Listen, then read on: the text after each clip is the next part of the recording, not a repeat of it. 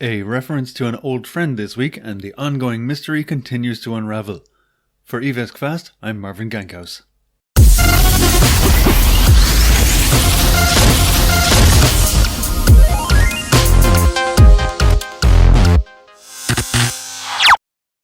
Our production team is rather busy this week getting you, our viewers, the innovative content for which we're known. Oh sure, we could do a whole bunch of beginner tutorial content, and this is popular with the EVE community generally speaking, but it's just not our segment, and the market is already quite heavily saturated. No, we do high humour, low skill, high production, low aptitude scripted content, because we're one of the few. Our good friend Caldari Middleman is also up and coming in that field, and we're happy to promote him. Check out both him and his incredulous hair at the link in the description. And now, we previously stated that we had come into possession of Gank Marvin's entire series. Well today, here's how it happened. I was flying about in wormhole space one day, it was uneventful, but when I got back to base, well, you know how it is when you get home after a J-Space session, the front of your ship is covered in whole worms. It's covered in what? Whole worms. What? You know that wormholes are full of worms, right? Why would they call them wormholes if there weren't any worms in there? Well, I suppose that makes sense. It makes perfect sense because that's what happens. Now you be quiet and eat your biscuit. So, in the process of cleaning my ship of whole worms and parts of whole worms and substances from inside them, I noticed a data core. How did this data core get there, I hear you ask? I have no freaking idea, I hear me answer. But Gank Marvin tended to terrorize wormholes quite a lot, so it's no surprise if he lost something in one of them. I finished off the cleaning and went to see what was on it. To my imaginary surprise, I found all 19 episodes of the EVE Online themed PvP series Gank Marvin's Guide to Being Horrible, and a note with the following words upon it.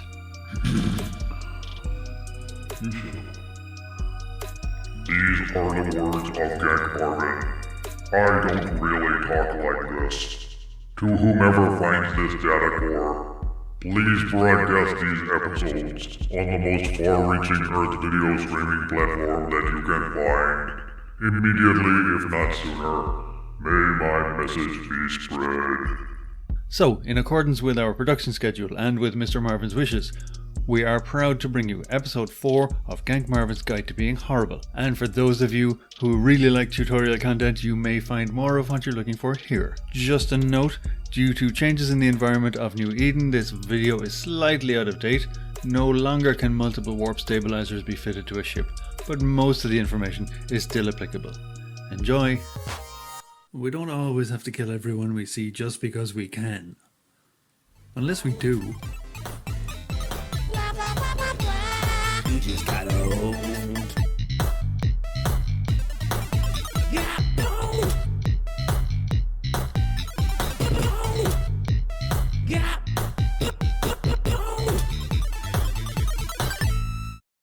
My friends, I hope by now those of you who are thinking about starting PvP are becoming confident enough to begin taking on other players and reaping the rich rewards of a head full of adrenaline and a belly full of laughs. It's time I spoke to you about the most important person in a fleet.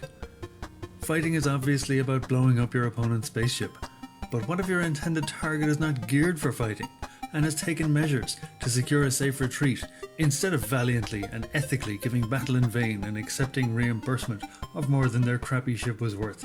Kindly words of help and nothing else. In previous episodes, you may have heard me say that the start of a fight is lock, then scram, then whatever you want. Some aspiring PvPers have not fitted their ships to adequately lock and scram their targets, and there are a few ways to sort this out. Some dishonest noobs have filled their ships up with warp core stabilizers. These deplorable devices, employed only by the most nefarious and underhanded of noobs, will enable your intended target to just warp away to safety, depriving you of your fun and robbing them of their betterment in the one true game and the universe in which it exists. Let's have a look.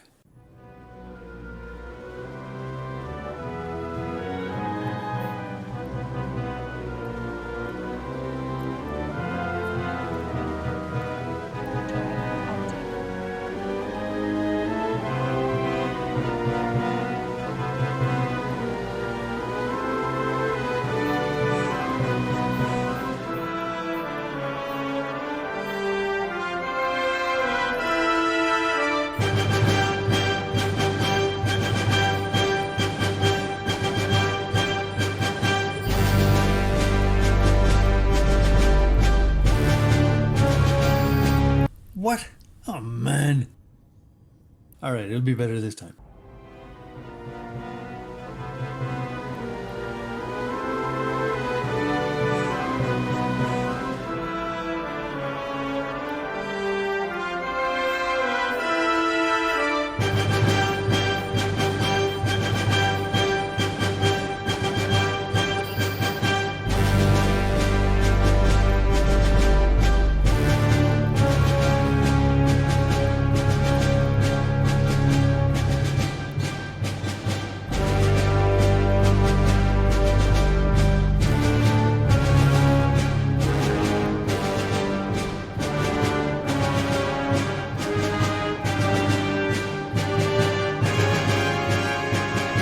Oh, come on!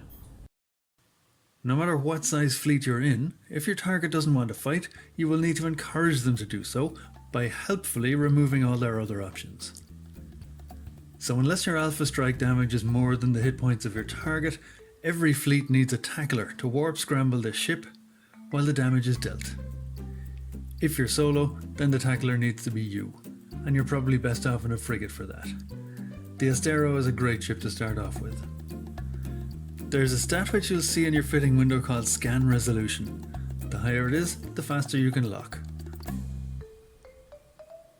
The Signature Analysis skill will help you raise your scan res by 5% per level trained. A Signal Amplifier can raise it some more, but the gains from that aren't amazing. Sensor boosters fitted with scan resolution scripts are better, but you have to activate them before or during the locking procedure to get the benefits, so they're a bit awkward. A really nice thing if you have a rig slot free is a targeting system subcontroller, and you can see the scan resolution going up every time. As long as the target is locked and scrammed quickly by one or even two members of a fleet, then it doesn't much matter how long it takes for everyone else to lock, and they can focus on dealing damage. Now that was the locking part, let's talk about scrams. It is very easy to fit a warp stabilizer to a Venture and give it a warp core strength of 3. The standard warp scrambler strength of 2 is not going to stop it doing anything. Other noob ships can fit even more. The interdiction ships can have a scramble strength of up to 100, so nothing short of an interceptor or other nullified ship is going to get away from those. But they're for a more advanced video. If there are 2 or more of you, scram strength will stack so you can achieve the desired effect with numbers. But we'll assume you're out there on your own for now. Every serious PvP pilot fits a Caldari Navy Warp Scrambler, or similar. Currently on sale for around the 60 million ISK mark, they cost as much as many ships. But they get an extra point of scram strength, bringing it to 3, and that will stop that venture. If you want to take down something with even more core stability, you can fit multiple scrams. 2 sensor boosters and 2 scrams is a lot of clicking when you're shaking with adrenaline and trying to do everything right and trying to act more quickly than your target. But if you do end up having to fit all that, then practice will eventually make perfect. Now you don't have to fit all of this stuff.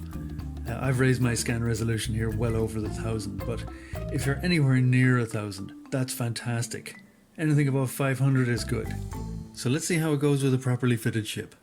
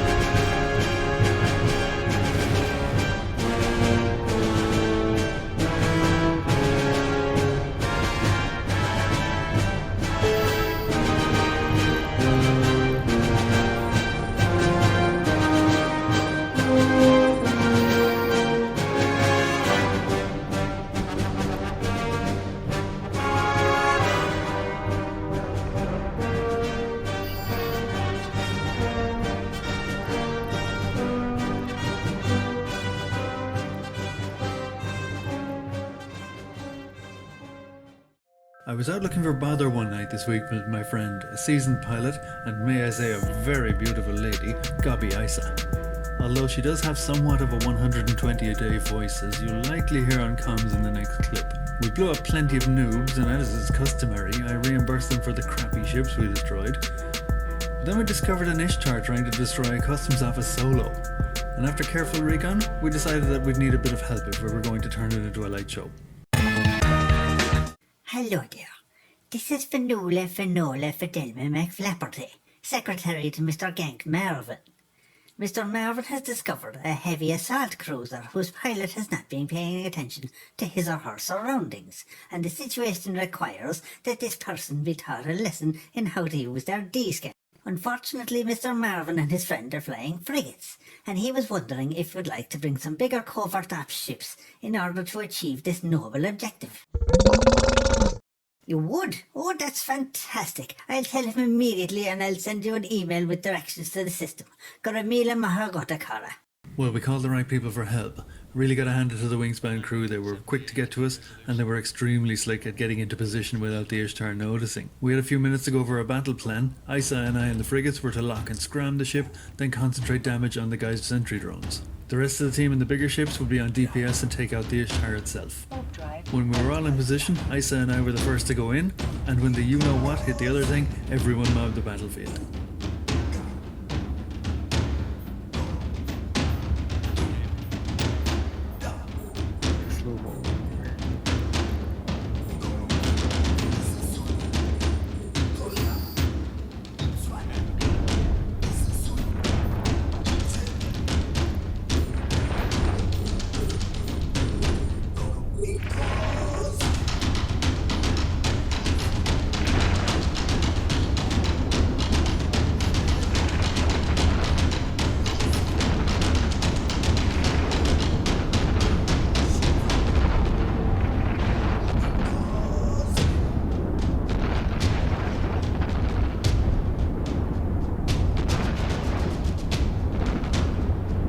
Mountain quick.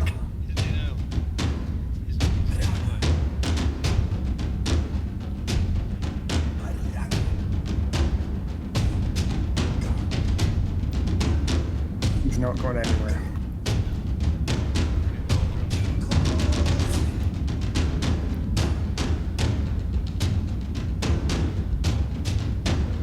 Yeah, okay.